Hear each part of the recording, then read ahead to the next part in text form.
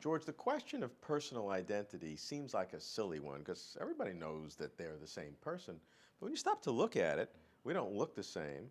And over a period of years, not a single molecule in our bodies are the same. We forgot a lot of things we knew. We learned things we didn't know then. As a philosopher, when you really look at a person, how do you maintain this personal identity? Well, it's quite remarkable first. When I look back at people I went to high school with, they haven't changed, even though they're 50 years older. It's a remarkable thing. Their voices may have changed in some way, but the timbre of the voices are the same. I hear them as the same. Their personalities are largely the same. And it's quite remarkable. Well, what is it that makes someone the same across all of these remarkable changes? Part of it has to do with just your physiology and the fact that, your vocal apparatus is largely the same, and so you're going to have a certain timbre of voice, and it's going to remain over a period of time, even though your voice may change in many other ways. So there's a certain physical continuity. But beside that, there's a question of what is personality? What makes you a person? One of the many things that makes you a person is the set of narratives that you live. What do you live out? What are you doing every day when you encounter other people, when you encounter other things? How do you understand yourself as related to those things? You encounter someone else. Are you trying to find out who they are or how they're doing? Are you trying to get one up on them?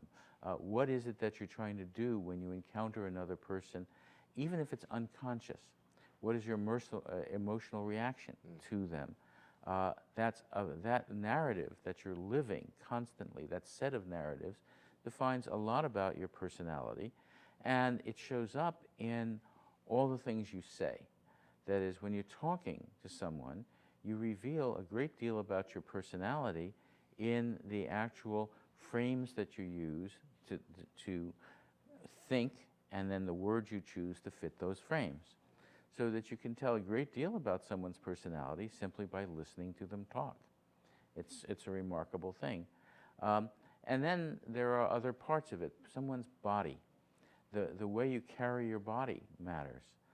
If your emotions are expressed in your body. We know, for example, that there are emotions of happiness that have to do with smiling and having a body going up, or depression that have to do with sadness and having your body droop.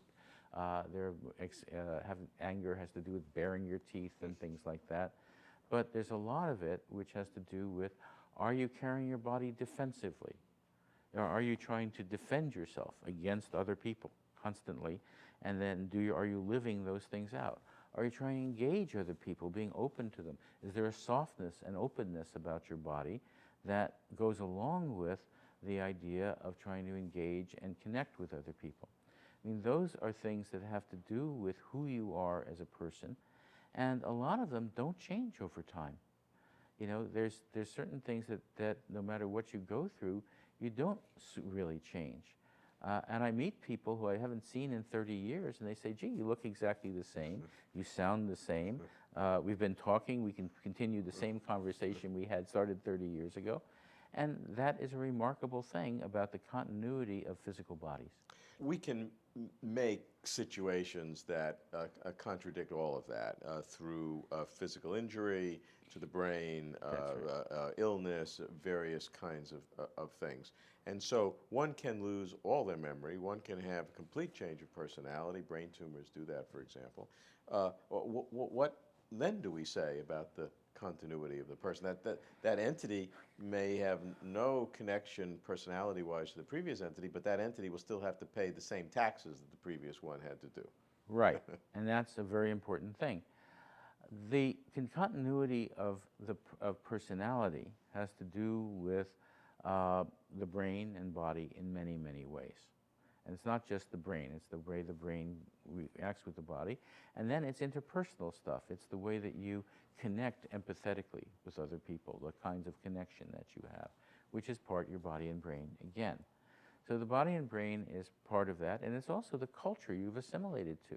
You know, if you're a Frenchman, you walk differently than if you're American. Americans in Paris are immediately noticeable by how they walk, right? If you're from Bali, you walk totally differently than if you're from the West. I mean, you know, all of those things are part of who you are.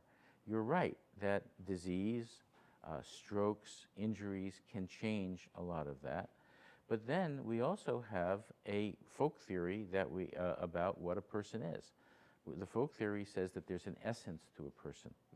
And this is something that Aristotle observed about. He thought it was a scientific theory, but it was a folk theory, that everything in the world has an essence that makes it what it is and contributes to its natural behavior.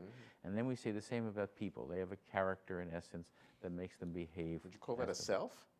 Well, that's what we attribute that's what we call a self, except that there are many different notions of the self. There's the internal self and the real self inside you and all of that, which is another metaphorical understanding.